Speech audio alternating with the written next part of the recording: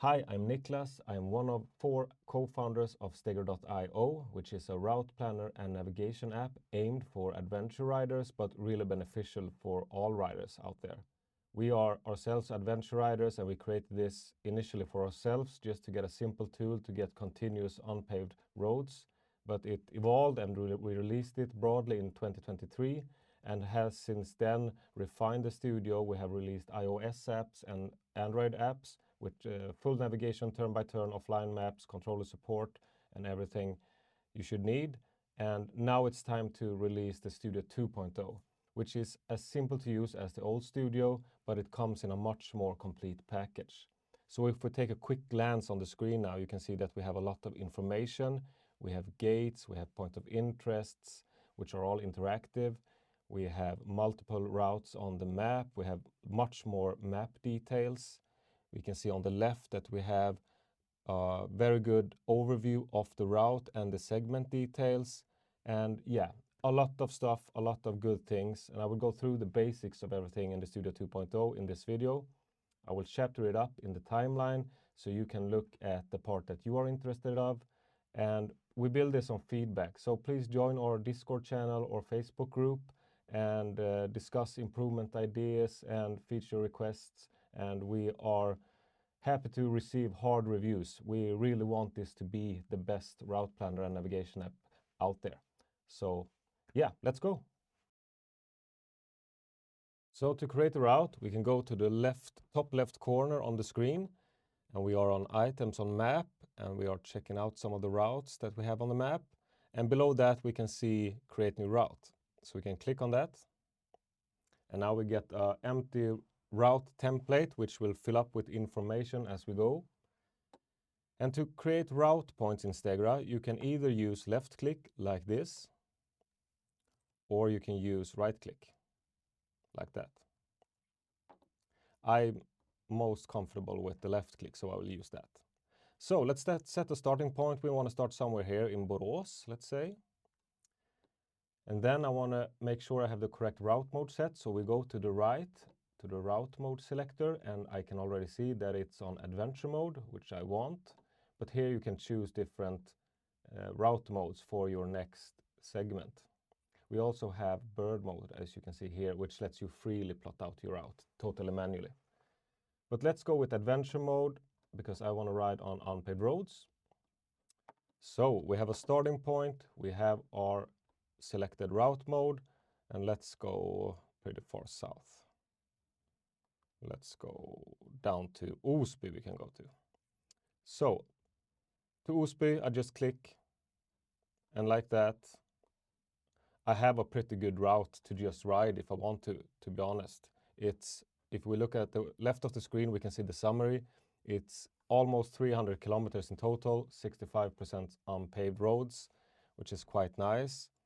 So now I can go down to the green save button. I can save it. I can pick it up in the Stegra.io app on iOS or Android and just ride it. And I can, of course, edit it in the app also. But let's keep going.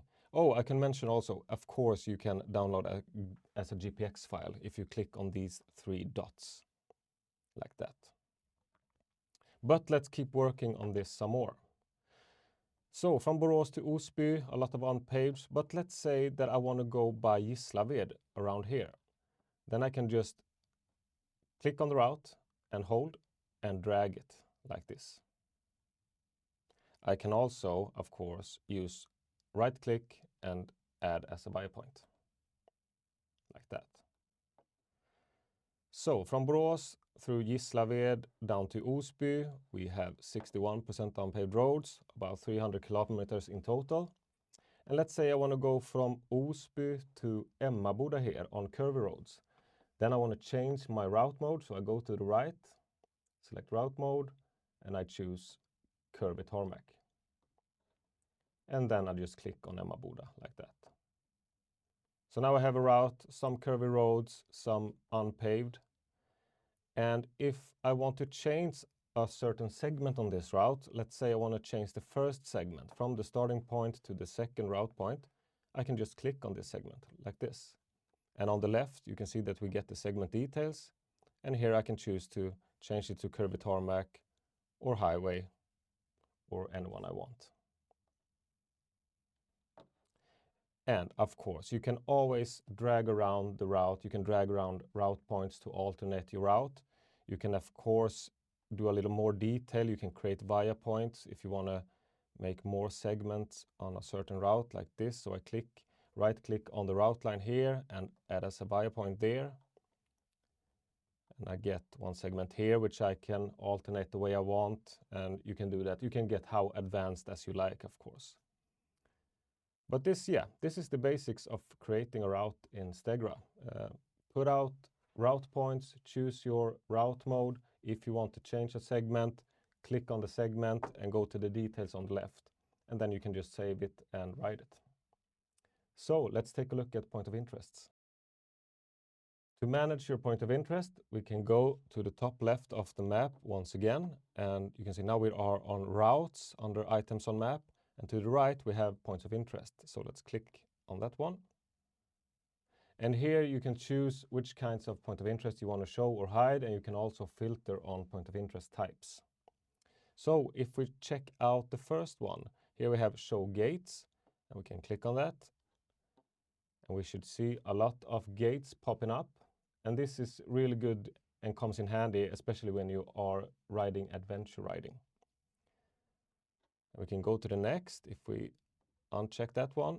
The next one is show my saved point of interest. And these are point of interest which I have saved or created in Stegra or imported via GPX files. We can click on that. And there we go, a lot of shelters. I like to sleep and camp outside. And of course, all of these are interactive, so you can click on, let's say we can click on this shelter right here. And to the left, we get some information and we can add it to the route. We can add it as a route point to the route. We can add it to one or several collections. We can check it out on Google Maps and Google Street View. Let's go back to items on map. So that was my saved point of interest. And the next one is show other point of interest. And those are, for example, points of interest from the base map data, OpenStreetMaps. And as you can see, those icons are a little smaller, but they are many of them. And these are all, of course, interactive. So I can click on this gas station right here. I can go to left and I can see that it was diesel. Not very good for me, but then I know I won't add this to my route. But you can see that we have opening hours, if applicable. You can add it to your route. You can add it as a route point. And of course, show it on Google Maps, Google Street View, OpenStreetMaps, and more. And you can, of course, save it also. So add to library, you can save this point of interest. So if we go back, now we have looked into all of these three. You can, of course, check all and choose to view everything if you want to. Like that. And you can filter on different kinds. Like this. So yeah, that's the basics of points of interest. Let's check out the next topic. Let's take a look at the maps. The maps have gotten a great upgrade for the Studio 2.0. These maps will, of course, come to the apps as well.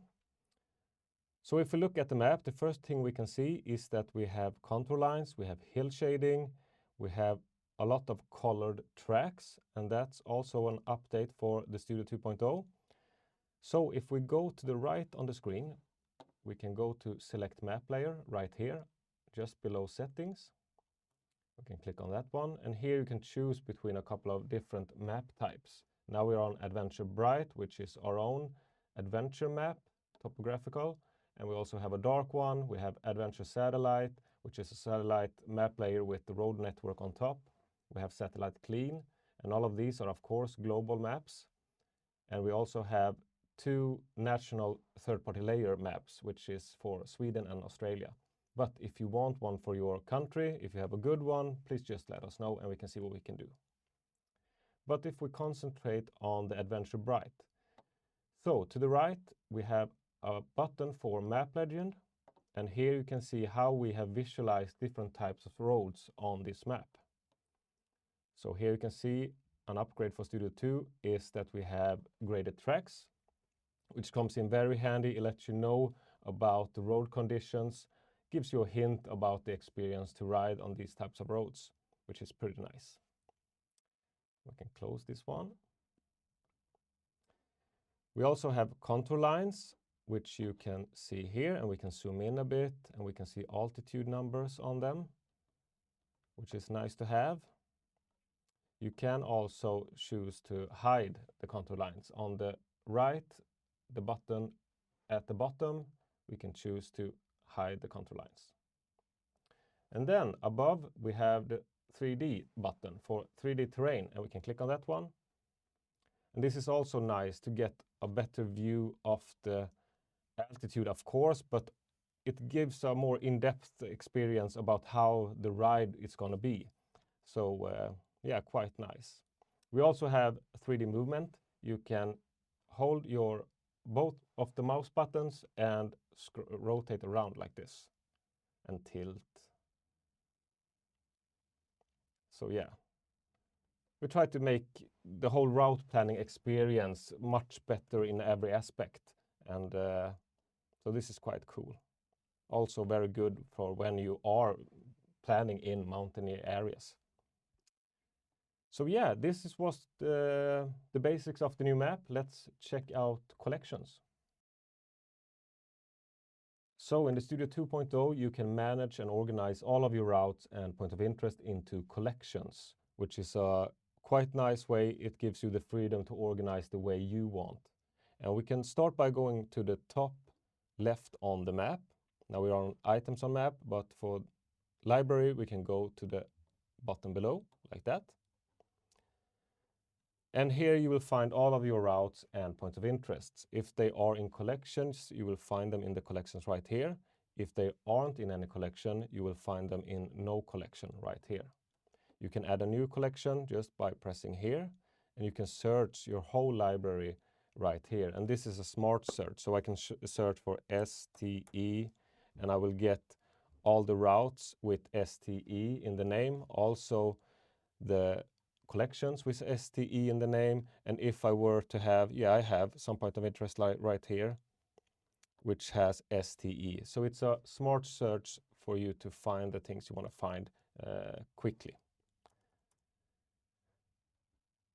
But let's take a look how I have done. I have, for example, I have my lone ride ideas here. It's 10 items. We can go into that one. And I have 10 routes in this one. I don't have any points of interest. If we go back, I have Stegra Joyrides, it's 14. And I have 1 point of interest and 13 routes. And I've started to fill up, for example, Sweden here. I will fill all the routes that are in Sweden, I will put in this collection, but they may also be part of Stegra Joyrides or Lone Ride Ideas. So you can organize them very freely how you like. And we can, of course, add a whole collection to the map. So let's go into a big one, Stegra Joyrides 2025. We have 14 items, 1 point of interest, 13 routes. And right down here, we can add it to the map. We can also click on the 3 dots on the right and download the whole collection as one GPX file, which is quite nice. But let's add its collection to the map. So I click Add to the map, and they will all be added to the map like this. And I've been quite clever and have chosen different colors for these routes to get a better overview. But when I have these on the map, I can just click one, get the information on the left, I can start editing it, I can click another one up here, start editing that, and get the information on the left. So yeah, it's quite handy. So collections are a very smooth and free way for you to organize the routes and point of interest in the way you like. So let's check out the next topic. Quirks and features of the Studio 2.0. We're going to go through all of the short commands that the Studio has. We're going to go through the search address bar, and we're going to go through import GPX, which is a quite cool feature in Stegra.io. So let's start with import GPX. If we go to the top left of the screen again, we are on items on map, And here at the bottom we have import GPX. So let's click that one. We can drag and drop or click and select, but I will drag and drop. So here comes a GPX file like that. And what Stegra does is it separates point of interest and routes, so you can choose which ones you want to import. You can of course only import the point of interest or only import the routes or just one of each, and you can decide freely. Here we can see that we also have calculated unpaved percentage on the routes, and we can add them to the map. We can also select a collection to save it to. So I want to add a new collection. Let's call this the North Tour. I can add it like that. And here then I can save and add to North Tour. And I click on that. And it will of course also be added to the map. So here we go. And there we have it. So quite cool. You get unpaved percentage. You can choose what to import or add to the map, which is nice. Then the search address bar. You can of course search address, city or place. You can also search by coordinates or plus codes. And the search results will be based from the map center. So if we're near a town like this, and I want to search for a pizza place. So I search pizza, I get the results, and each one have calculated distance from current map center. And this will change if I move around like this. So it's quite handy when you're searching for a place to sleep or a place to eat. And two short commands then. We have Control S or Command S on Macs to save. You can always click N on your keyboard to create a new route. And we have for undo redo if we check the top middle. We have undo with short commands and we have redo with short commands. And if we go to the right to select map layers, you can with shortcuts switch between different map layers real quick. And the same goes for route mode. So if we hover here, we can see that we have shortcuts for these as well. We also have a short command for showing or hiding contour lines, which is C on the keyboard. And if we go to the left then, items on map, if you want to go directly to routes, we have a shortcut, and the same goes for point of interests. If we go into point of interest, we have some shortcuts to show and hide different kinds of point of interests right here. And that's quite nice to have. It gives you a little bit more speed and agility when creating routes when you're getting more experienced. I can also show you the right-click features. Of course, if we should have an active route now, we should also have add starting point, add via point, and add destination point. But right now I'm not on a route.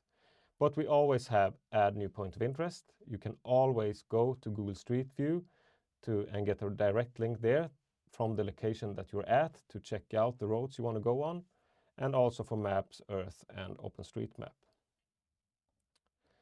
Yeah, so this was some of the quirks and features of the Studio 2.0. I really hope you liked this video. I hope it gave you the basics you needed to start creating your routes and working in the studio. We are, as I said in the beginning, we would really like your feedback. We can take hard reviews. We want to make this the best there is. And good to know is that everything is, of course, in sync. If you create a route in the Studio 2.0 on the web, you can pick it up on your phone. The same goes if you create it on your phone. You can pick it up on the web. You can navigate it on your tablet. You can navigate it on your phone. You can navigate it on CarPlay. So we try to keep it very open and accessible to as many riders as possible. So yeah, comment, try it on. Please join our Discord channel or Facebook group if you want to discuss the features and improvement ideas that you might have. And thank you for watching.